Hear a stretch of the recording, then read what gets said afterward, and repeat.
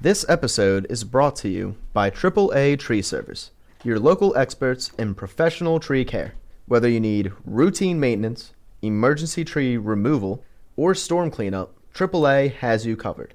Proudly serving Bucks County, Montgomery County, and the Lehigh Valley, they've earned over 45 five-star reviews for their reliable and high-quality work. From tree trimming and stump grinding to land clearing and more, AAA offers a full range of services to keep your property safe and looking its best. Get started with a free estimate by calling 215-910-0663. That's 215-910-0663, or visit www.AAATreeServicePA.com. That's www.AAATreeServicePA.com. Thank you again to AAA Tree Service for sponsoring this episode. All right, so we got some drafts to cover. We have two drafts to cover, and that is going to be Sixers and Flyers. So the Flyers drafted on Friday and Saturday, and the Sixers drafted on Wednesday and Thursday. I thought it was Thursday and Friday. Oh, I think Thursday and Friday. Thursday and Friday, and Thursday then the and other Friday one was Friday, Saturday, right? Yeah. No, the first round was Wednesday. Oh, it was Wednesday? I remember it being Wednesday night. Oh, okay, my bad. I thought it was Thursday night. Oh, no. And so the Sixers, they did not trade up. They didn't trade down.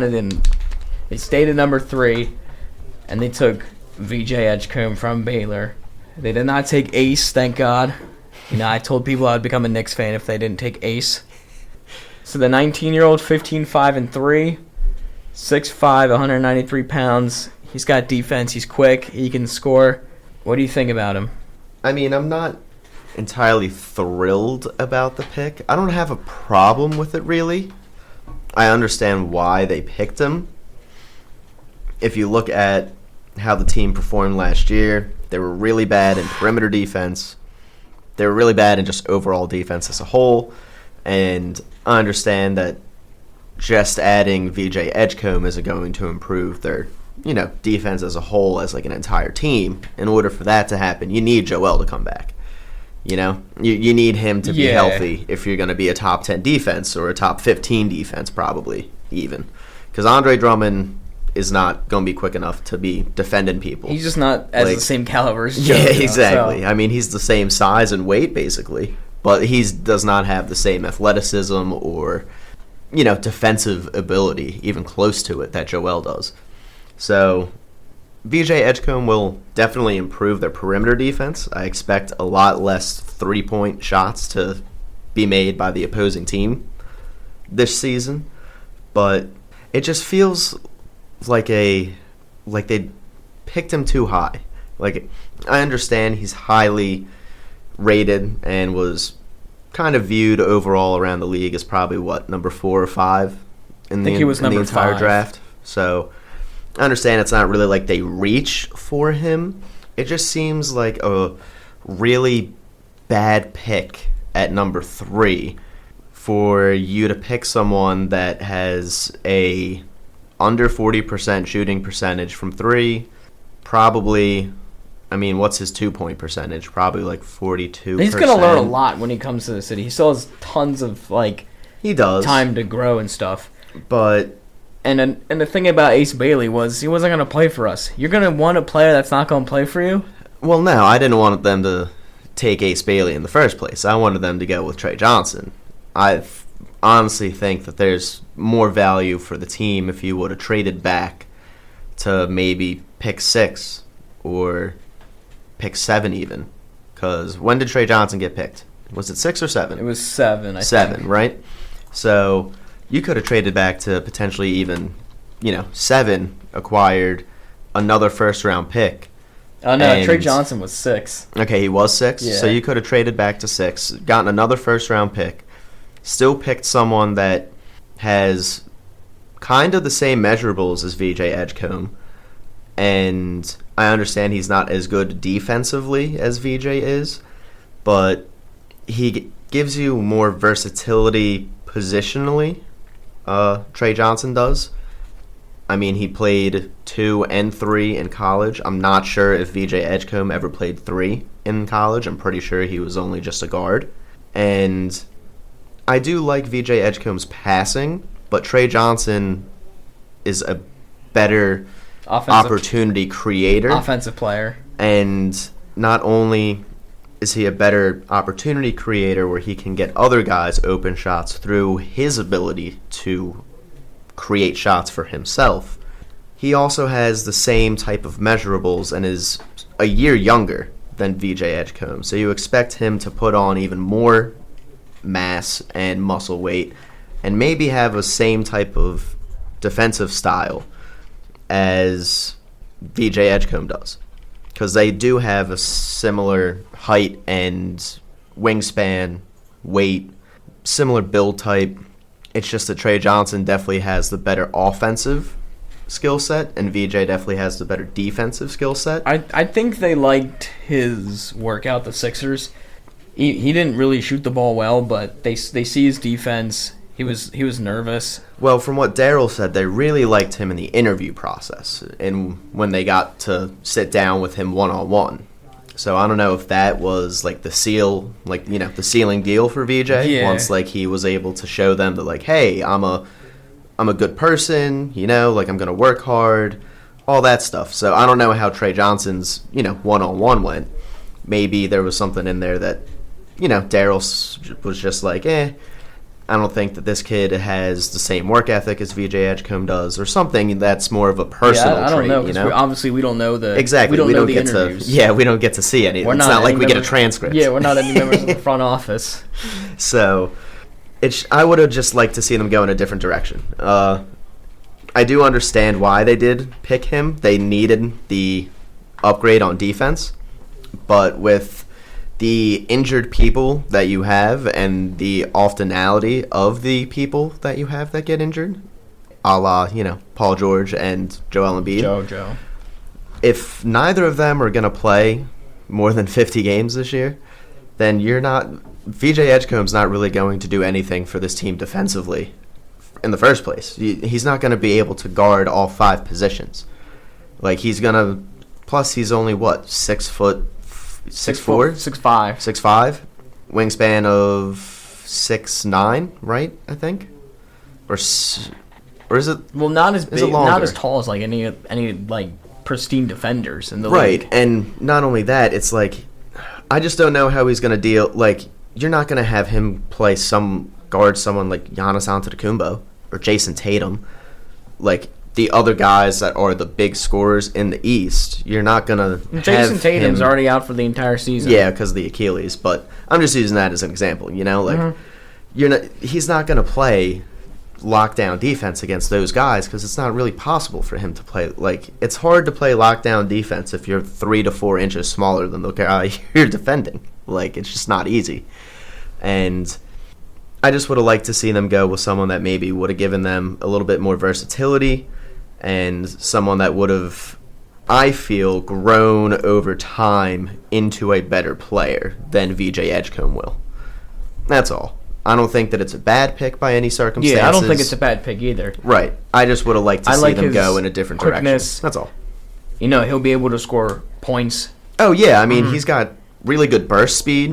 If you watch any of his tape, he's able to drive to the rim pretty, I don't want to say effectively, but he's able to get to the paint very quickly. I think he'll do well here, especially if the guys that are healthy and they're helping him mentor him through, because he's only 19. Right. You got Paul George and Embiid in their 30s. They could easily be really good mentors. Former Sixer Buddy Hield is a mentor of him. Plus, he's in a really good situation here where he's not going to be expected to score so many points because the Sixers already have a whole bunch of people that can score. They have plenty of scores. So it's not like you really need him to be a great offensive player. It's kind of like, remember Thabo Cephalosha? Yeah. For the Thunder, back when the Thunder made their first run with Kevin Durant and Russell Westbrook and Serge Ibaka, Kendrick Perkins.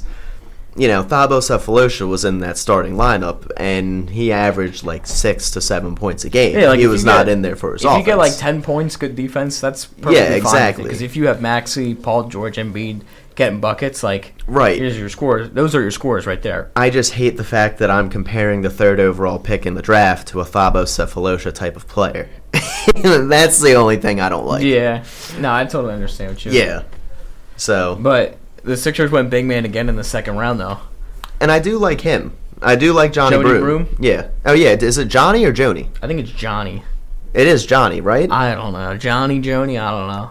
We might be wrong. You may have said it correctly. I might be wrong. Yeah, who knows? But whether it's Johnny or Joni, he's from Auburn, right? Yeah, center from Auburn. Yeah. 35th overall pick. Really good college career. Yeah, his last year, 18-10-2. Mm-hmm. And they reached the Final Four. Yeah, like Auburn was a good team, so he's coming from a good program, winning First team program. All-American. Good rebounder. Not the best athletically. I don't know if that's a word. I see. But he wasn't second worst maximum vertical leap Yeah. at 28 inches and fourth worst shuttle run time at 3.23 seconds. Yeah, that's. But I mean, how tall is he? Well, he's He's big what, man. 6'11", I think. So, guys that are that tall, you're not really expecting them to be that fast. Yeah, You would like it. 6'10". Oh, he's even smaller, so he's undersized for a center too. Is he gonna play center, or do you think they're gonna put him at power forward? They might either put him at center or power forward, especially because Joel's not going to start the season. He might be backup center. He might be power forward. He might start as because dude, whatever, I don't 6'10" know. is gonna be really undersized for the NBA, at least as a center. You know? Yeah, especially Like, when you're going up against guys 7'1", 7'2". Yeah, and That's a whole 3 to 4 inches of difference right there. He's probably not gonna. He'll be on a 2-way contract this year. He's not gonna be on a regular contract with the team. He's probably gonna be bouncing between Delaware and You'd think the so, yeah, Sixers, 'cause kind if of they like have- Bona did last year. Yeah, especially now since Bono's shown really good growth last season. Right. So I think They have he'll Drummond and probably be- Embiid. Yeah, Mhm. they're just gonna see what he does in Delaware and stuff. Yeah. I mean, I like the pick. I mean, it does kind of stink that he's already 22. So probably by the Yeah. time he's ready to Like get 24 significant minutes, he's going to be 25. 24 or 25, which kind of stinks. He did get injured during the Elite Eight game. Yeah, so you're going to have to see how that injury shakes out. Mhm. I mean, that probably does incorporate into him falling a little bit in the draft out of the first round. Because, let's face it, if he doesn't get injured, he's probably a first-round pick. You think so? Yeah, because he was taken early in the second round. Right, so you saw Tyrese Maxey was coming off an injury. He was a top 10 overall And viewed player. He fell all the way to 21. 21, yeah. So being injured when going into the draft really does affect how other teams are going to view you going Yeah, forward. because if you see a player that's getting injured, man, I don't want Exactly. him to get injured, first day at training camp. the difference between 10 and 21 in the pick value that you're paying them, you're not going to want to pay someone at number 10 if you're already worried about their injury, Exactly, yeah. Because I don't know how much the 10th pick gets, but I know if you get picked first, you get what, $8 million That's just how off the bat. Eagles, that's how Landon Dickerson fell to the second round because of Yeah. his injuries. But So look how he's turned out, though. So exactly, it's a risk reward type Exactly. scenario, and a lot of teams. Well, not that a lot of teams. It's a lot of general managers are usually not in the position to take the risky pick. A lot of them have to be put in the position to take the safe pick. Because let's face it, if you're a general manager, you don't get a lot of years to prove yourself.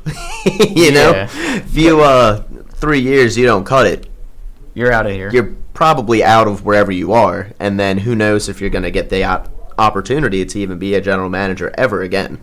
So GMs have to kind of balance when they're going to make those risk moves and when they're going to make those safe moves, and the draft is definitely one of those where I feel like they tend to lean more towards the safe side, because you want to take the safe pick with the draft, because you're definitely going to have that pick over the next 5 to 6 years, or in theory, you will. In theory, right? yeah, unless you find a trade partner Yeah, who's not exactly. performing well. So So a lot of players will like to take, or a lot of general managers prefer taking the risk on the free agents, the guys who have already performed in the league, who are maybe leaving teams because they soured their relationship with the front office or coming off an injury or something like that. They're more likely, I believe, to take those risks than they are to take the risk with a young guy at 18, 19 who's injured coming into the draft. But I do like both. Yeah, I'm both fine. of them. I'm fine okay with both picks. I like both picks. I think they'll do really well here in the city. So yeah, as long as VJ can get to a point where once Paul George's contract is up, if they're not able to find a trade partner for him this season, because let's face it, they're trying to get rid of him as quickly as possible. Yeah. At this point, but if they're not able to find anything for him and he has to play out his contract, I would love to see him able to take a little bit of that scoring mantle to be able to replace Paul George when he does leave. Because when he leaves, he'll be still in his early 20s. Yeah, and I understand, in theory, as long as you re-sign Quentin Grimes, you will have Quentin Grimes to fill that, to maybe fill that scoring. Not with what he's asking for. Yeah, let's get to that. $5 million a year for Quentin Grimes. I don't really think any team is going to offer him that. No team will offer him that. I think the max that any team offers him is about 15. 15 I could definitely see. 15 to 16 million a year, cutting it at like 18, 19, and then over 20. It's just, wow, that's an overpay. I mean, if the Thunder paid Lou Dort that money they paid. How many teams even have the money to offer him $25 million? Dude, exactly. Julius Randle just got $100 million. So now Quentin Grimes is going to look at that and be like, wow, can I get my money now? 80% of the league is already over the cap. And in order to sign a new player, don't you have to have salary cap room? I believe that's how it should work. The only way you can go over the cap is through either vet minimum or a mid-level exception, or through sign and trade, an extension through someone that's already in your organization. I don't think that you can just give someone that's theoretically a free agent money that you don't have when you're technically over the cap. I'm not entirely sure if I'm correct about that, but I'm pretty sure that's how that works. The thing is, though, he's only played this high of level for so long. Right. He hasn't been as dynamic as he was with the Knicks or the Mavericks or whatever team he was playing for. And I mean, he had a shitty roster in front of him that he could go and easily score. He did prove that he has a lot of potential, but I don't see him being any more than a role player on a contending team. Right. It's similar with the Michael Carter-Williams situation. Michael Carter-Williams was the best player on a really bad team here in the process era. And I understand he didn't average the same amount of points, but he averaged 18 points or something like that. He was serviceable. Yeah, he would you would think that, hey, maybe the Sixers are, looking to keep this guy and build around him for the future. And then all of a sudden he gets traded and he's gone. And, it never turned out for him anyways. But exactly, it never turned out for him anyways. And that's kind of the point that I'm alluding to here is it kind of the same as a Michael Carter-Williams situation where he's only getting those points because someone needs to score on the team?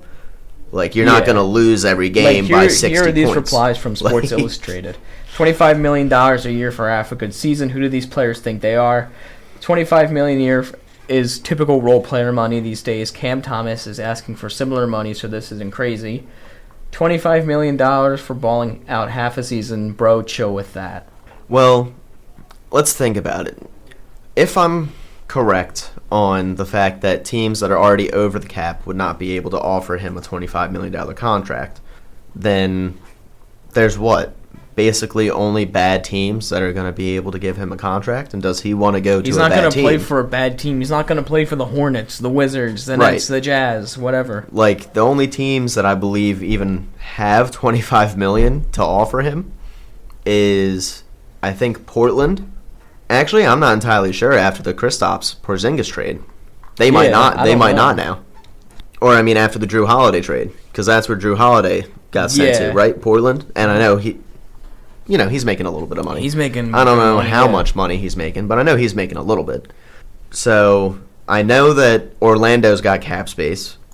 I believe Brooklyn has cap space. Toronto has cap space. Utah has cap space. But notice, I'm naming all bad teams. Exactly, the teams that have cap space are bad. You can get Quentin Grimes on a 4-year, 3-year, $50 to $60 million contract. And, like, there are bad teams that don't even have cap space. Like, that's fine. Like, dude, the Lakers are way over the cap. Oh, yeah. They're not a good team. The Lakers are... I mean, they're somewhat... LeBron James, they got Luka. Well, yeah, but look where they finished in the standings, though. Yeah. I mean... They'll make the playoffs. They just... I mean, they might not go far. Who knows? I mean... Yeah, dude, it all depends on... about the Lakers anymore. Especially... How long is Bron going to stay there till? Well, not only that, but, like, if one of them gets hurt for any extended period of time, that team is toast. Like, Luka got hurt for, what, 4 or 5 weeks last year? Or the year before? And that's what set off the Mavericks GM so much. Exactly. He was like, all right, Luka, you're out of the boot. You got the boot. Like, so, like, if Luka gets hurt for 4 weeks again, or, you know, LeBron does, because he's over 40 years old at this point. I mean, how much can you really expect him to play an entire season? Yeah, I don't know how long LeBron is going to stay in this league for. Right, like, if one of them is down for 3 to 4 weeks, that could completely put that team out of the playoffs. There's that stretch without either Luka or LeBron. It's not like they have a whole lot of talent around those two guys to, you know, carry the team if one of them were to be out. You got Alex... what's the one dude's name? Austin Reeves? Austin Reeves. But, I mean, other than that, you don't really have much else, like, in the way of being a decent player. Roy Hachimura, Dalton Knecht, Jackson Hayes, and then they got Bronny, obviously. I mean, but do any of those players, other than LeBron or, like, Luka, move the needle for any team? Like, if you were to take those guys off the Lakers and put them on another team, do you think that they would be a significant improvement on anything that they have? Not really. Yeah, I don't really think Jackson Hayes is that great. They're all replacement level players. They're all role players, basically. Yeah, they're all replacement level guys. They're all role players, and you got the two powerhouses at the top with LeBron and Luka. So there's not a lot of, like, Quentin Grimes, unfortunately, doesn't really have a lot of options here as places to go to that will have the money to give him. Just stay with the Sixers for $15 million a year. And that's like, you're not going to get $25 million a year. You're going to be rotting in free agency, begging for money. And then you're going to get signed to a contract late in the offseason. You're not going to perform well. Like, and it's going to be a terrible overpay for the team, whoever decides to give you a contract with that type of money. It's ridiculous. Now, if Quentin were to, you know, just opt in, or not opt in, but if he accepts the 8.7, right? Let's just say he accepts it. With Kelly Oubre already opting into his 8.4. Yeah, and you got Andre Drummond opting in. Deal. Plus the big three contracts of Joel, Paul George, and Tyrese Maxey. They're literally already over the cap. And that's before they even offer Yabusele a contract. So you're probably not going to get Yabusele back. You can't even make a move. The only way you're going to be able to get Yabusele back is if he signs a mid-level exemption, a veteran minimum, some type of, or like, what's the medium tax run exception that you can get? It's like, I think it's like $10 million or something like that. There's nothing this team can do with giving people contracts because they gave probably the shittiest contract in basketball history. It's up I'm not well versed enough in contracts to know if it's the shittiest one in history, but it's definitely really shitty in Philadelphia sports history. I can definitely say that much. Like, there's been some bad contracts. Taijuan Walker. Oh, yeah. Who was the one Eagles running back again?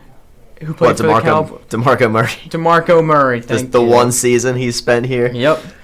I thought that was a really good signing at the time, and boy, was I wrong. Like, it was awful. There's bad contracts in Philadelphia, and this is probably, if not one of the worst. Honestly, that Aaron Nola contract ain't looking too good right now either.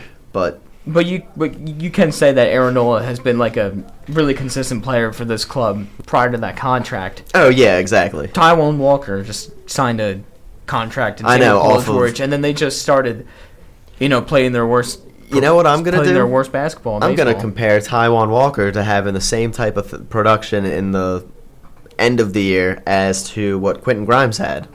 Like, the equivalent of Quentin Grimes getting $25 million from another team is like the Philadelphia Phillies giving $72 million to Taijuan Walker for 4 seasons. Basically, yeah. Off of one season. One good season. One half good season. Yeah, because One Walker half had good that season. All-Star campaign. Yeah. You had And then he Quentin fell Grimes apart had that down the stretch. All-Star campaign, yep.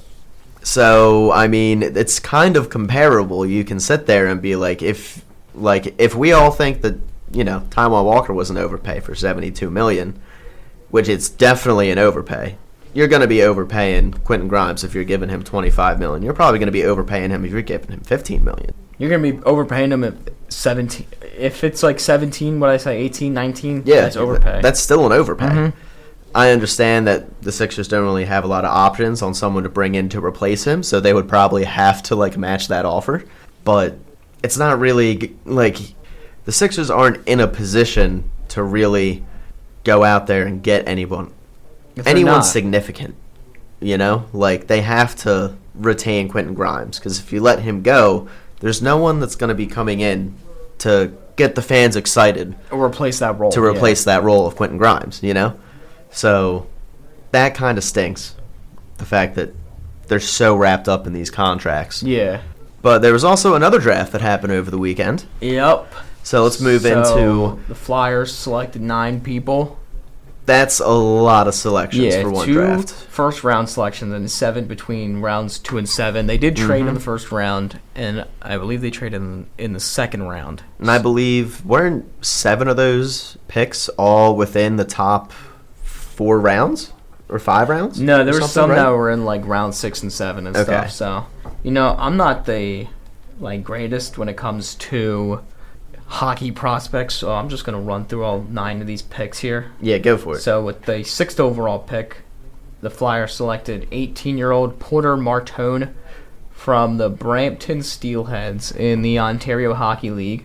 Really promising at 18. 98 points, 37 goals, 61 assists in 57 games. Was the captain of Canada. They won the gold medal at the U18 World Championship. So he's a scorer. Gets you a lot of points. I mean, hey, if you're able to be captain of Canada, At U18, dude? Yeah, Canada's a pretty good team when it comes to hockey. If you're able to be the captain at, whatever level, whether or not it's under 18 or the over 18, you're a pretty damn good hockey player if you're captain of Canada, Yeah. So, love the pick. Yeah, I like it too. Yeah. So, they traded with the Penguins. They got the 12th pick from the Penguins for the 22nd and the 31st pick. They selected another 18-year-old, Jack Nesbitt, of the Windsor, I don't know if I said that right, Spitfires of the OHL, which is the Ontario Hockey League. I believe you pronounced that correctly. I hope so, yeah. I believe you did. He's a centerman, registered 64 points, 25 goals, 39 assists over 65 games. So, I mean, that also seems pretty solid. I don't know. Very promising. Especially as a center. All of the guys that's the Flyers selected are 18 or younger. Yeah, which is probably really good for... Which is actually crazy, especially for hockey standards. These people are older than me and you, and they're getting selected in the rounds of professional hockey, getting drafted to a professional hockey team. I know. It always astounds me when you see, especially for, hockey, soccer, and basketball. I feel like those 3 sports you see 16-year-old kid gets signed to play as a professional athlete with it's crazy. Guys who are 25 years old, and it's could you imagine as a 16-year-old kid going up against a 30-year-old man in a professional sporting competition? And holding your own? Dude, they were literally 15 years old when you were born, which is crazy. Yeah, that's freaking nuts. They've been around for the whole half of your life. It's actually some crazy shit, I swear. For a whole double of your lifespan. It feels so weird being it's older nuts. and seeing these people getting drafted so young. I'm like, wow. I know. Look at Bryce Harper. He was 19 he was in 19. the major leagues. Mm-hmm. Julio Rodriguez was 20 years old in the major leagues. Jeremy Pena, the dude for the Houston Astros, got called up at 20 years old. Some of these guys that are, really, how many 18-year-old kids do you see in the freaking NBA? Not 18, a lot. 19, you don't 20-year-old see a lot kids. of 18, 19-year-olds in the NFL either.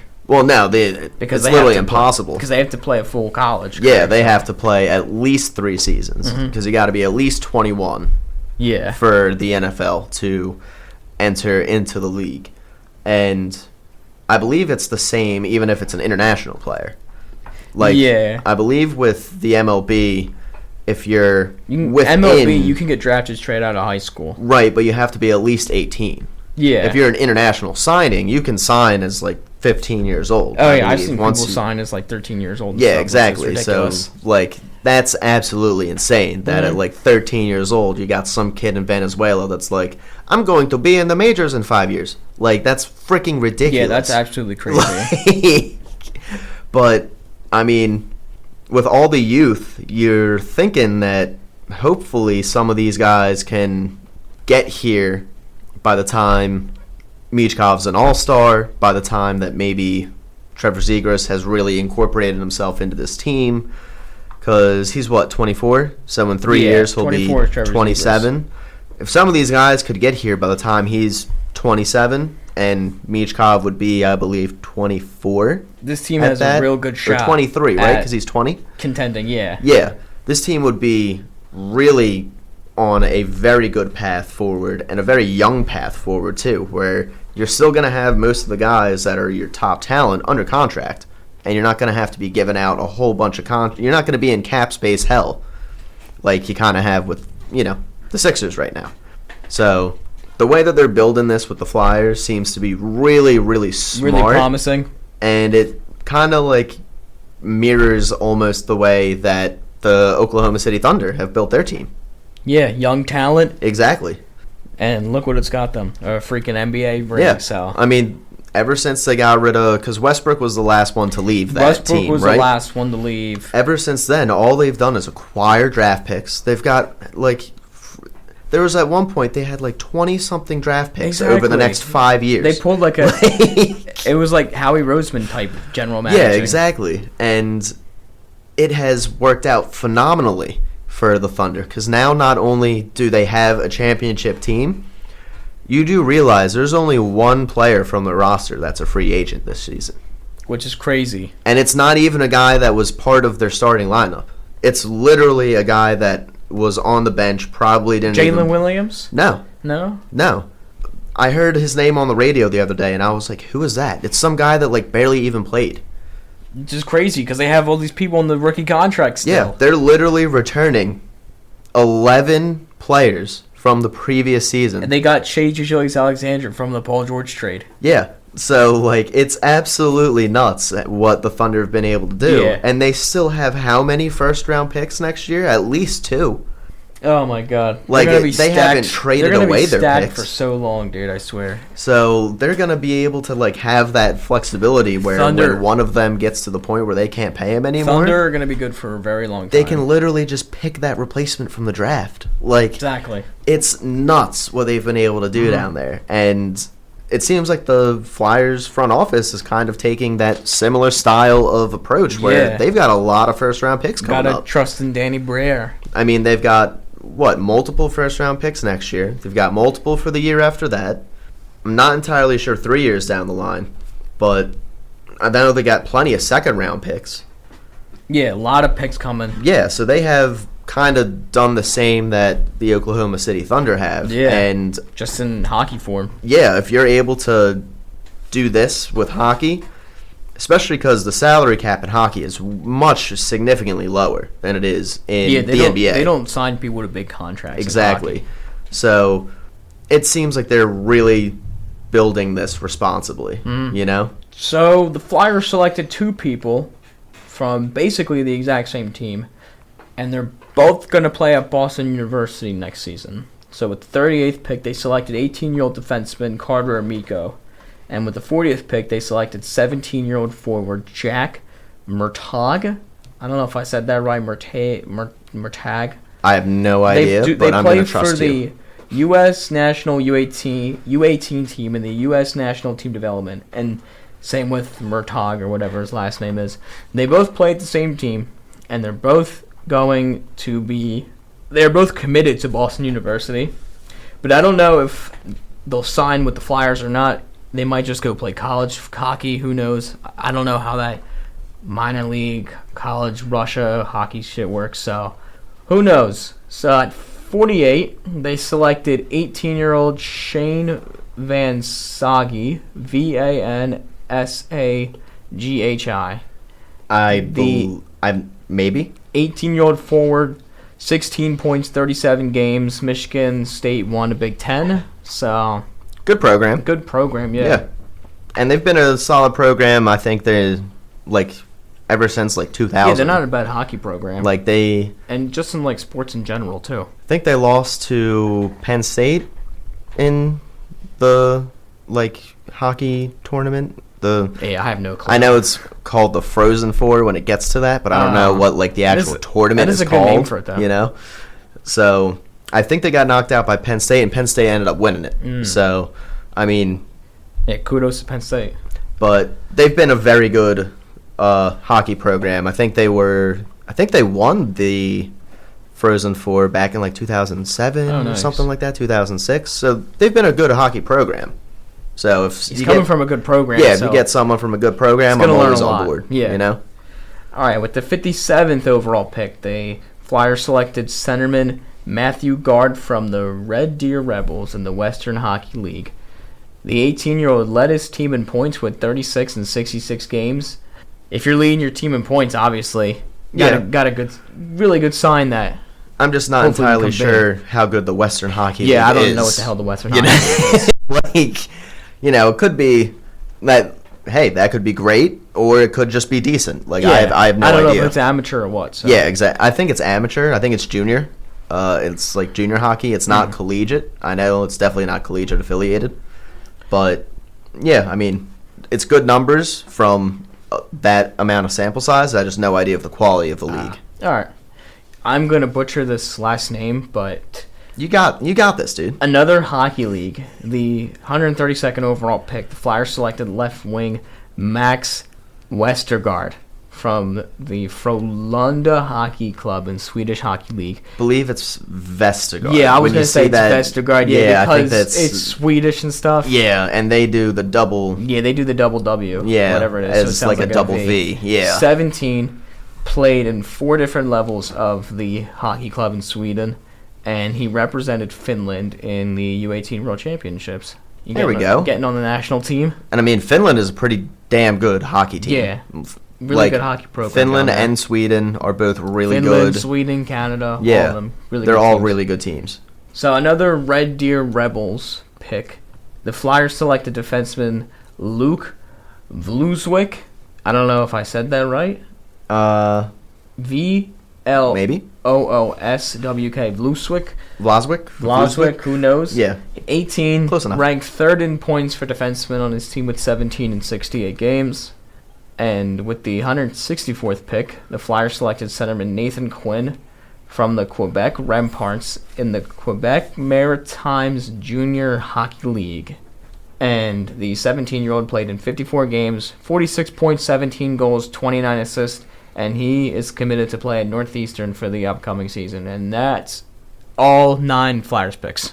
All right. A lot of damn picks. I mean, once you get down to those later stages, who knows what those players are going to turn out to be. I feel like the only ones that matter right now are the first and second rounders. Yeah. Like, maybe there's going to be one of those guys that will stand out and, like will rise. But who are we to say who that's going to be out of these, like, 7 guys that they have that could take that? It could be the Shane Van Saghi guy. Who even knows? Right. Or it could be the guy that you just said. The Vluswick. Like, it could be any of them. I mean, whenever you go low in a draft, you're basically being drafted on your athletic prowess, I feel like, at that point, and not your performance on how you've done in whatever your league is or, college, wherever it is that you came from. You got to have some type of special trait that stands out to be picked that low usually, whether that is like you're a really fast skater, you have a really fast slap shot or something. Something along those lines. You got to have one of those types of skills to make you stand out from the rest. So if they're able to maybe form some type of a game around that, then anytime you hit on a late round pick, it's good. Exactly. So if any of those guys turn Eagles into have hit on anything, plenty of late round picks. right? So if they're able to hit on any of those, then great for the Flyers. I mean, getting 3 guys from one draft to be significant contributors, long term for your team. No matter what, sport it is, that's pretty good draft that you have right there. And I am going to tell you this. This is just posted now from John Clark on Twitter. Bryce Harper is off the injured list. There we go. Bryce Harper is coming back tonight against the Padres. Obviously, this will probably either be out Tuesday or Wednesday, so he'll be back by the time this is up. But for now, Bryce Harper is back. They designated Buddy Kennedy for assignment. Yep. Bryce Harper will play in the lineup against the Padres. And Buddy will probably clear waivers. So for all the people that are like, oh no, Millville, he's gone. He's probably not going to be gone. He's not gone. And obviously, people are going to care more about Mike Trout from Millville than I know. Kennedy. I know. So, I'm just saying. Bryce is you back. know you hear the Buddy chants when he comes 100%. up to bat. You literally hear it through the TV. I was at one of those games. So for all the people, he's got a fan club. So for all the people that love Buddy Kennedy, it's fine. He's still going to be with the organization. He's just not going to be here in Philadelphia for the time being. Now it's a good time to switch to the Phillies, who maybe should be able to score some runs, I'm hoping. Because after what I saw in that series against the Astros, it was really bad. I mean, it's 1 run in 27 innings. I'm just convinced at this point that the Astros have the Phillies' numbers. If you look since the World Series, I don't think they've won a single series that they've played against Houston. I don't think they've won more than 2 games against Houston in a single season since the World Series. So the Astros are a really good team, though. Yeah, and they seem to, their staff has figured out how to pitch to Phillies pitching, no matter the personnel they have on it. They still have a lot of people from that World Series team. They actually have a lot of the guys that were there from the pitching staff, at least, are no longer there. Yeah. The guys that were there before, you had Presley, who's no longer there. You Verlander. Brad Peacock, who's no longer there. Verlander, who's no longer there. Hader, who's still there, right? Hader was never on the World Series. Oh, wait, no, he wasn't on the World Series team. He was with the Padres. Yeah, but I'm trying to think who else was a big reliever from that team. 26 innings scoreless streak. That was, yikes. Yeah, this, I believe, just all comes down to Houston being they're. And it comes down to the offense too. Yeah, their coaching staff has figured out how to attack this offense, and the Phillies have never adjusted to it. The Phillies pitching that series was fantastic. Yeah, they only gave up 5 runs in 3 games. You should be able to get one win. Yeah, 5 runs basically. Yeah, you should be able to get 1 win. 1 win at least. You scored 3 runs, get the win. Think about that. In a series where they went in a road trip where they went 2-4, they still outscored their opponents by 7. Which is crazy. And they went 2-4. Yeah, all because of those 2 shutouts. Mm-hmm. Where, if you got literally just 1 run in one of those games, it could have completely changed how the rest of the game. You could have won one of them. But Christopher Sanchez on Thursday, 6 innings, a run, 11 strikeouts. Gets the loss. Zach Wheeler on Wednesday, 6 innings, a run, and 8 strikeouts. Gets the loss. Christopher Sanchez got a no decision on Thursday.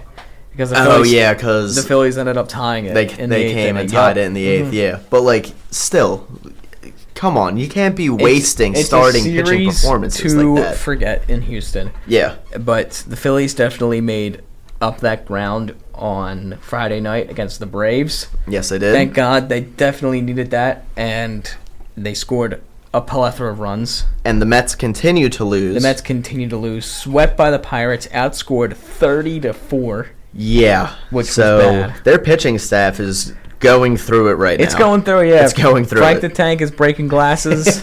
It's good. He spends over $1,000 on glasses in a month. I mean, how much money do you think he makes just by freaking out on camera? Freaking out on Barstool, but still, that's $1,000 in glasses. I don't know how much glasses cost. Yeah, no, that's a really expensive pair of sunglasses. Or any glasses. I think they're $1,000. Prescription glasses, because he keeps breaking them. The Mets are going to lose. They got to be some type of designer glasses or something. So there was a pitcher on the Mets called Dickie Lovelady, and he was like, "We're throwing out a pitcher named Dickie Lovelady. He sounds like a porn star." Oh my God, that was hilarious. I mean, they've got a lot of pitching injuries right now. Falling off on that pitching, dude. Blackburn, Montas. I mean, that's like a dynamic duo of bad pitching. They're just. Well, Montas coming off the injury just does not look like the same pitcher. Yeah, dude gave up 6-something runs against the Pirates. Like, dude, he didn't have even a solid rehab start. He had 3 rehab starts and got blown up. Terrible rehab all starts, 3 of them. And they were like, all right, he's good enough to pitch against the Pirates, and got killed. Yeah, like, so he is just not looking like he's the same guy. I mean, I don't know if it's just the fact that not enough time to, like, recover from the injury or something, but he does not look the same. I don't know. But one thing I'm going to say is that even after this blowout 13-0 win, is that this team needs to rely on pitching and defense if they want to win ball games, because I get that they won the series, but after that, they only scored 3 runs in those 2 games. It's just the pitching was able to hold the Braves to 1 run. And quite frankly, their defense ain't good enough for you to say that they need to rely on it. It's mainly pitching. Yeah, the starting pitching is fantastic. The bullpen is improving. I mean, they had a solid road trip. They did. Over the road trip, bullpen ERA was 3.05 with 6 runs allowed over 18 and 2/3 innings pitched. The pitching was good. It's just if you're getting 3.05 ERA from your bullpen, that's pretty solid. It's just the offense. Yeah, the offense hasn't woken up yet. And then we got people like Max Kepler saying, like, I signed here to be the everyday left fielder, and he's in a platoon role. I mean, and he's very upset with that. If that's what he was told, that is completely Dave Dombrowski's fault. 100%. If that's what you were told, I would, you know what? I'd be kind of pissed too. If I was told I'm going to play every single day, and you don't give me a single chance to hit left-handed pitching. He is not playing the best baseball, but... Like, I understand he has been playing the best, but if you're someone that's used to playing every day, you get signed to a new team and they tell you we're going to play you every day, and then they start you off literally sitting you anytime there's a left-handed anytime there's a left-handed pitcher, like not even giving you the opportunity to play every day. That would get under my skin a little bit too. That's pretty definitely frustrating. And I'm sure that if I'm someone that's been an everyday player for 9 seasons in this league, and I'm used to playing every day, and all of a sudden I'm only playing 3 games a week, 4 games a week, depending upon how many lefties you got, that's going to break me out of my rhythm a little bit. I'm not going to be mid-season form by mid-season because I haven't had mid-season at-bats. I'd be pretty pissed if Johan Rojas is getting playing time over me. Well, I mean, he's not. He's not, thank God, but... Like, the thing is by mid-season, right, by this point, July, you're expecting players to really be performing at their peak at this point, right? The ball is jumping, the weather is warm. Exactly. And he's not getting consistent playing time. The only thing is that if it's mid-season right now and you haven't had the amount of at-bats that actually gets you to be, like, mid-season, you know? Like, it's hard to say that you're in mid-season form when you've only had 300 at-bats and the rest of your team, like the guys that do play every day, are up to, like, 500 already. Exactly, because Schwarber obviously plays every day, and he sees lefties. So I do kind of see what he's alluding to, where, like, if you're trying to get into the rhythm of the baseball season and you're not playing rhythmically, you know, like you're literally in one day, out the next day. Like, there was that span with the Astros and the Braves, and I believe the pitcher before the Astros series, where, like, Stott and Kepler hadn't played in, like, 6 days because of the amount of left-handed guys they went against. Do you really think that after 6 days off, you're going to come back and just crush the next right-handed guy you see? Not really. You got to get adjusted. Yeah, like you haven't been seeing. You haven't seen a 99-mile-per-hour fastball in 6 days, in almost a week. Like, it's not easy to just come back and be inserted into the lineup and just rake. You know, like, guys that are able to do that aren't getting paid only $10 million a year. Yeah, no, they're getting paid $20, $25, $30 million a year. Exactly. Like, so I know people are upset with Kepler being like, how could you say that when you're performing so poorly? Like, how could you say, like, I need more at-bats, like, I need more blah, blah, blah, when you're not doing anything with what you're getting? But, I mean, it's hard. Like, if you were in your job, and, you know, I understand it's a little bit different, but if you have, 6 days off doing what you're doing, and you come back, the guy that has been at work for the past 6 days is probably going to be moving a little bit faster than you are. Probably, yeah, because you've had 6 damn days off. Right. Like, you may have gotten a little out of the flow, out of the rhythm, maybe a little lackadaisical. Like, so it's just like, I do sympathize with it, even though I don't agree with him playing every day. Like, that's just... Yeah, it makes sense. That's bad by Dave Dombrowski. That's bad by Dave Dombrowski. Why would you tell him I don't know if Rob Thompson just doesn't like his production or what. Like, why would you lie to him to get him into the... Like, if you're lying to him to get him to play for your team, that's not a good way to get people to play for you. That is a really bad, motto. Because, like, if this is true, what Kepler is saying, players talk around the league. Do you really think guys are going to be thrilled to come to play for a general manager that is viewed as a liar to the guys that he signs? Yeah, that's just no player's going to want to come here. Look at the guys that have come here since James Harden came out and said how much of a snake Daryl Morey is, blah, blah, blah. Do you really... Paul George came here and we had to pay that man a hefty fee to get him to come here. An absurd amount of money to play probably the shittiest basketball he's ever played in his entire career. Right. So you don't want to be now viewed as the GM that's lying to guys to get them in the building. Yeah, you don't want to be viewed as, like, the Joker. Right, so it's not a good look on Dombrowski. It's probably not a good look to a lot of the other players in the league who probably didn't know about this, and then they see this article come out, and they're like, oh, wow. I thought Dave Dombrowski was kind of viewed as, like this guy that is liked by his players and blah, blah, blah. And now I'm hearing that he lied to Max Kepler to get him to come play for the Phillies. And yeah, that's just a really bad... He's not honoring his word. Like, it's just... It's bad all around. It's bad from the fact that it's going to make fans mad at Kepler. It's going to make fans mad at Dombrowski. It's going to make players mad at Dombrowski. The Phillies do face 3 righties this series, so it'll be Waldron the knuckleballer, Pivetta, and Dylan Cease. So I'm sure Kepler will play in all 3 of those games, and I'm hoping that he can at least do some production in those 3 games. I would assume that he's going to play in those 3 games. Especially since he's playing 3 righties. We'll probably see, all the regulars out there. So now, with Harper coming back, what do you do with Otto Kemp? Does that mean that I guess Kemp's going to be the left fielder for the left field platoon when there's lefties? I guess, yeah, because right now, Buddy Kennedy got designated for assignment, and I told you. And Weston Wilson ain't here. Yeah, Weston Wilson ain't here. So Otto Kemp, I guess they like. So you either are going to have Otto Kemp. Yeah, you're either going to have Otto Kemp as the right-handed bat for the left fielder, the left field platoon, or what you said, or Kepler's going to have to play every day, or what you said in one of the previous episodes, like if Bryce gets a day off, he'll play first or whatever. Yeah, because I don't think you're going to see Sosa go back to left field. Yeah, the fact you've seen Kemp already in left field more than once, and you've only seen Sosa in left field once the entire year. Yeah, what you said last episode, he can't. Who knows if he doesn't see the ball well? Who knows if he didn't like it out there? Right, because totally different.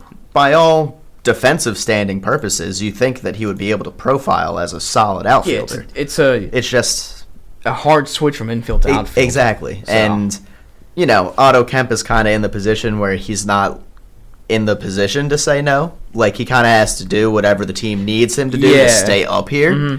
Sosa's in a bit of a different position where he has the liberty to be like, that seniority. Thompson, I ain't playing the outfield. Yeah. He has seniority, so. Yeah. So, if you do see Max Kepler continue to not be an everyday guy, you're going to see Otto Kemp a lot more in left field with Bryce Harper coming back. Which I'm fine with. I'm fine with that, too. First home run on Friday night. Yeah, he had a good road trip. Really good road trip. Had a very good road trip. Only thing is like, I would still love to have someone better for left field. Yeah, so I totally understand that. we haven't seen what he's totally capable of yet. Exactly. But, like, he had a really good road trip. The dude, I mean, it looks like that home run barely made it over the fence, but that was by no means that was hit pop-up. Pretty deep left center field, though, too. That was hit to the deepest part of the ballpark, and projected was 405 feet. Like, if you are hitting 405, you're hitting the ball at basically any ballpark that you're in. Oh, yeah. So, like, for people that sit there and go, oh, it barely made it over the fence, like, blah, blah, blah. Like, he hit the ball 405 feet, all right? How much further you want him to hit it? If that fence is, even if that fence is still, like, a couple of inches taller, like, that's still an extra base hit. And even if he hits it to, like, left field, like, that's going to be a no-doubter. Oh, yeah, if that was to any other part of the ballpark, it would have been a no-doubt home run. Exactly. And he hit the ball, like, it was, what, like 105 off the bat? Like, he hit it hard. That was a line drive. Like, it wasn't by any means just, like, something that was, like, a pop-up that carried and it just squeaked it. Like, no, he drove that thing out of the yard. That ball was absolutely crushed. Yeah. So, and then he had the big double in the last game which helped the Phillies win the game against the Braves. So I mean, if he doesn't get that double, then they don't win that game. Exactly. You know? Especially because him getting that double was able to get him to third base, was able to get Trey Turner to knock him in for the winning run. So I'm gonna be a little like bummed to not see him in the lineup every day anymore, but it's so much better for the Phillies to have Bryce Harper in the lineup every day as opposed to Otto Kemp. Yeah, obviously. So. All right, now I do want to get into some trade conversation. Yes. Because speculation time, baby. I love it. Someone that works for The Athletic wrote for... Usually The Athletic is a pretty reliable source. Yeah, usually The Athletic is a really reliable source. And they did say that the Phillies and Pirates have had trade conversations with Dennis Santana and David Bednar. And Santana's the setup man. Bednar is the closer. Yep. Dennis Santana is a really good right-handed pitcher this year. I mean, this season, 150 ERA, 36 games, 36 innings, 28 strikeouts, .78 whip. Really good walk percentage at only 4.5 compared to his 20% strikeout percentage. Barrel at 68 on Savant. Hard hit percentage at 33. Gets a 47% ground ball rate. Okay. Pitching run value at 95, which is fantastic. Really good pitcher this year. He's broken out. And is he under contract for next year still? I think he's just a rental. I think he would be a rental? I think both him and Bednar are rentals. Okay. But David Bednar, since being recalled from AAA, has been amazing. 11 saves, which leads the Pirates. 41 strikeouts, 28 innings. Had a really bad first start to the season, but ever since then he's been absolutely amazing for the Pirates. Okay. Walk percentage at 6.9 compared to 35% strikeout percentage. You heard that thunder, right? Yeah. Wow. Damn. It was pretty loud.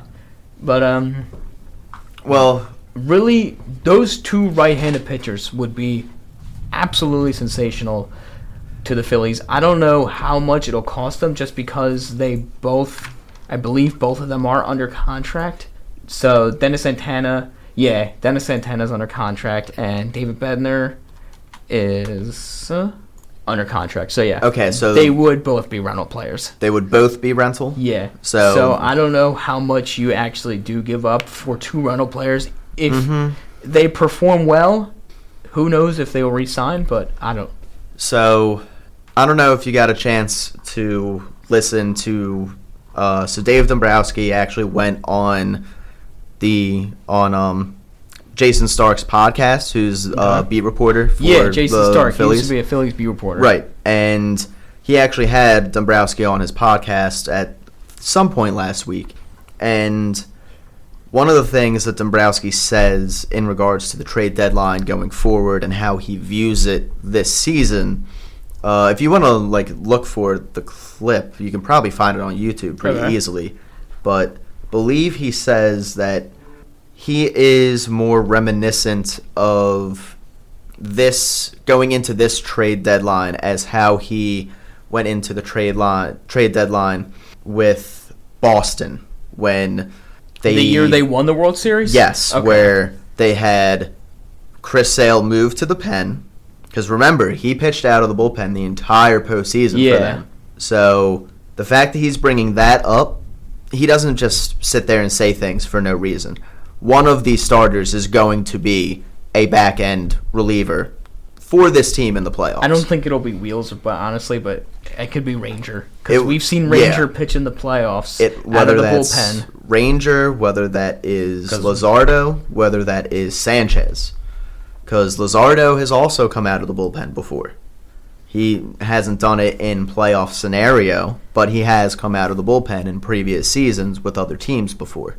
So I wouldn't put it completely out of the realm of possibility that it could be Luzardo in the bullpen, but he's definitely going to move one of the starters to the bullpen. Otherwise, if it works, it works. Otherwise, why do you bring up the fact that Chris Sale moved to the bullpen in that interview with Jason Stark as he asked the question, how do you approach this trade deadline? Exactly. Like, it doesn't make any sense. So that means they're only going after probably one bullpen arm. If they get both of the bullpen arms, fantastic. Right, but I wouldn't be expecting them to go and make two bullpen moves. If he's transitioning one of those guys to the bullpen for the playoffs, they're getting one guy for the bullpen. And one of the things he also said was he's more inclined to go after guys and give up our prospects that we have for someone that's not a rental player. Yeah, there's two guys that really stand out. Contract. Yeah, I think I know which one. You're talking about. He's kind of alluding to only two possible guys. If he's saying multiple years of control, and he said he doesn't want to give up someone like an Aiden Miller, but he would if he gets the right reliever. There's two guys that I view as the guys that could be possible for that. Okay. Mason Miller and Felix Bautista. I thought I was looking at Carlos Estevez too. He would be a rental though, I believe, wouldn't he? No, he's under contract. He has another season. Yep. Okay. He leads the big leagues in saves. 22. 2.08 ERA. Yep. He's been insanely good this year for the Royals. And the fact that the Phillies let him walk and he's been playing like this, 2 years, $22 million, you're not taking on a lot of money. I just don't know how much he's going to cost. Well, no, not that. I don't know how interested the Phillies would be in that if they did let him walk. Yeah. No, I totally understand what you. I don't really know how interested they actually are in Carlos Estevez. The fact that they let him walk and then he didn't get a big contract. And I don't know if the Royals are going to sell just because they made the playoffs last year. Right. Even though they are a couple games under 500, I don't know if they're going to still think that they're in contention for the wild card. I don't think they're really in contention for the Central. The Tigers got that, but they're still definitely in play for a wild card with a weak American League. So I mean, you're probably not going to see a lot of big deals happen before the All-Star break. No, I don't think that either. I wouldn't expect to get any of these guys that we're talking about probably at this point. That might just happen only until the last 2 weeks of the trade deadline. The last 2 weeks of the trade deadline when you're in the All-Star break and stuff. So, because during the All-Star break, a lot of teams or a lot of GMs will take that off time to call other GMs and be like, what stock do you have in your team? Do you believe in your team? Do you think that you guys are going to be selling going forward? Or do you think that a lot of times when you hear rumors around the All-Star break and stuff like that, it's a lot of speculation because most of the time teams are just checking in with each other to see, are you going to be buying or are you going to be selling? Exactly. Most of the time that's what it is, and then you don't get to the more specifics. I heard that there's going to be later. Not a lot of sellers at the deadline. Well, yeah. Not a lot of sellers. The way that the playoff structure has been set up, there hasn't been a lot of sellers the past 2 years. Yeah. So and I believe it's going to be a limited market. Sell.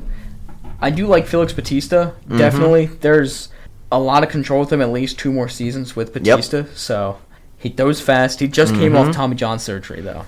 Only thing with Felix Bautista, if you're going to acquire him, you might as well see what else you have to throw in to get Cedric Mullins. Exactly. Because I understand he's another left-handed bat, which is not what this team means by any means. But he's a qualified hitter. But if he's someone that could replace puts Max Kepler in left field and play every day. He plays every day. I mean, he hits I understand he plays... hits pretty well against lefties. I understand he plays center field. He doesn't really play left field. So, you could stick him as the everyday center fielder and then just have Marsh and Marsh could play Kepler. left field. Marsh could play left field perfectly fine. Right. He's The only played thing left is, field if you before. bring Mullins in, it kind of makes one of them useless to you. Yeah. Like, it makes either Marsh or Kepler useless. Mm-hmm. So if they were to bring in Cedric Mullins or any type of another left-handed bat that's an outfielder, Kepler's probably getting released. Yeah, I could definitely see that. Just because and he's also on a cheap deal too, like $10 million. Yeah, exactly. So they can just eat that $10 million. Yeah, they're just going to eat it and probably release him. So that's something that I would definitely keep an eye out for. Like, if Kepler doesn't start to perform better over the next month, he might not be a Philadelphia Philly by the end of the trade deadline. Yeah, I totally agree. So that's something to maybe keep an eye on going forward. And is there anyone else that you wanted to talk about trade-wise? Because I just have one guy that I wanted to bring up. So one guy I wanted to bring up is a reliever from the Seattle Mariners. Now, I don't believe I've talked about him. I don't know if the Mariners before, will sell. That's my thing. Will the Mariners sell? Only thing is the Mariners, and specifically Jerry Dipoto, loves to make trades. He will make any trade that he thinks will give his team any type of advantage, whether or not there's a big risk that's involved or not.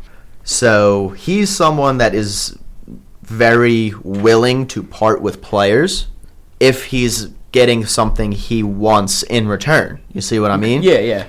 So I have no idea what he is really looking for. I would imagine he's going to be looking for some type of improvement to the lineup. Because, hey, Seattle's a rough place to play, especially as a hitter. They already have a great pitching staff, and they have a great bullpen, which is exactly what the Phillies need. A team with a great bullpen that will have someone to get rid of, basically, to make their team better going forward, because the rest of the bullpen's great.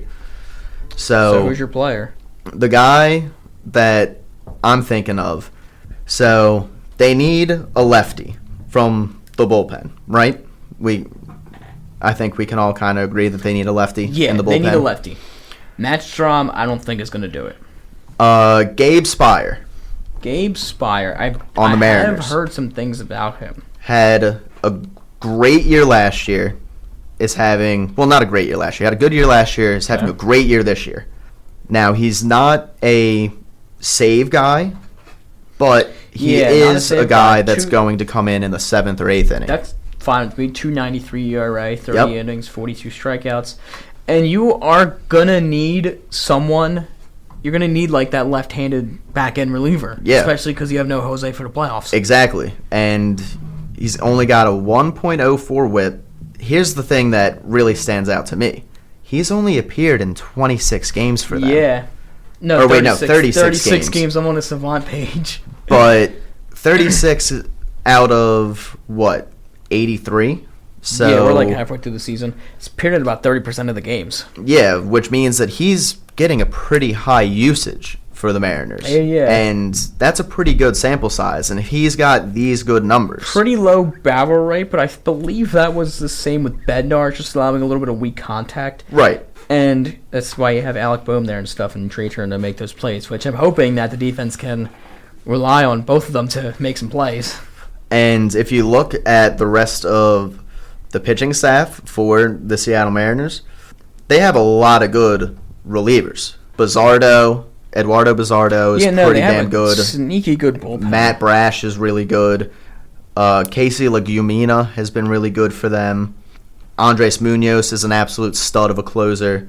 And then you have some other contributors that have been pretty okay. Trent Thornton has been pretty decent. Carlos Vegas has been pretty decent. They don't really have anyone in their bullpen with a worse ERA than Trent Thornton, and he's at like 5.5, which as a reliever is not great. But, I mean, how many times do you see relievers go trotting out there with like an 8.3? Like, exactly, yeah. So if that's the worst that they have in their bullpen, they're probably going to be willing to give up one of their bullpen arms, I would imagine, to improve their infield.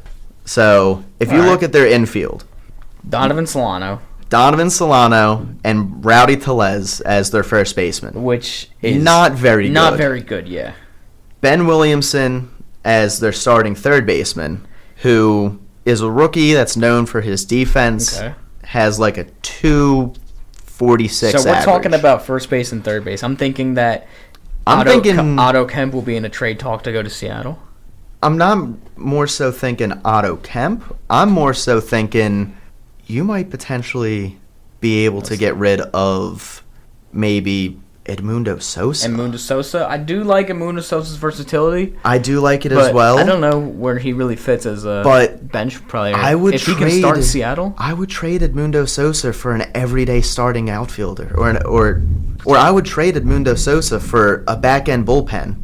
Because let's face it, how much run is Edmundo Sosa going to get in the playoffs, as compared to a left-handed reliever for this bullpen? Not that much. If he's going to ride the bench in the playoffs, exactly. Why wouldn't you do it? Yeah. And third base plus second base and first base have all been massive areas of improvement offensively for the Mariners for the past 2 years.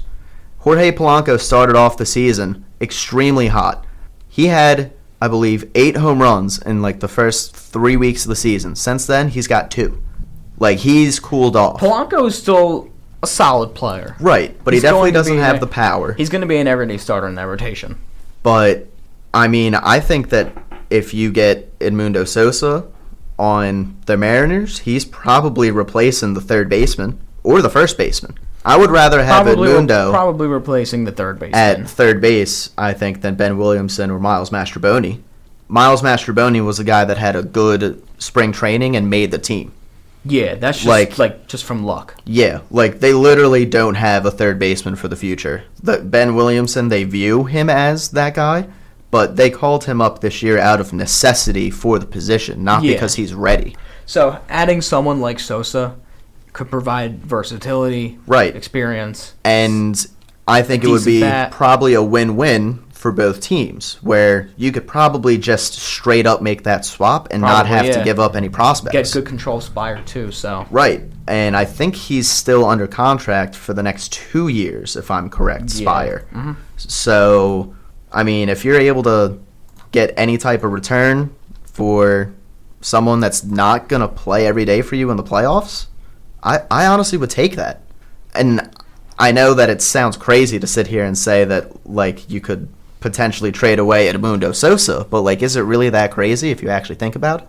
So that was just one name I wanted to throw out there, is someone that you could probably, like, that's a team that you could really, they have what you need, and you kind of have what they need.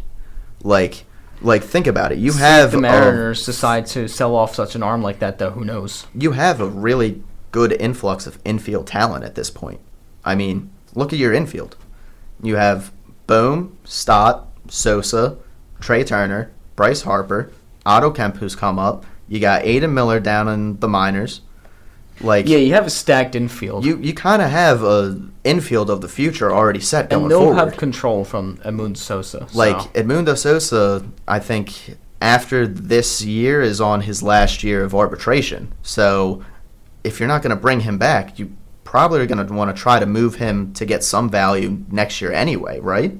Yeah. So, I mean, why not just do it a season early and get a left-handed reliever that can kind of, I'm not going to say that he's going to replace Alvarado, because you're not replacing You're not going to be able to replace his, like, type of performance, but if you're going to be able to send out a left-handed guy for the 8th inning, the 7th inning, that you don't really have right now other than Matt Strom, and it's not like he's going to be able to pitch every single playoff game. Exactly, so. Just one guy I wanted to throw out there.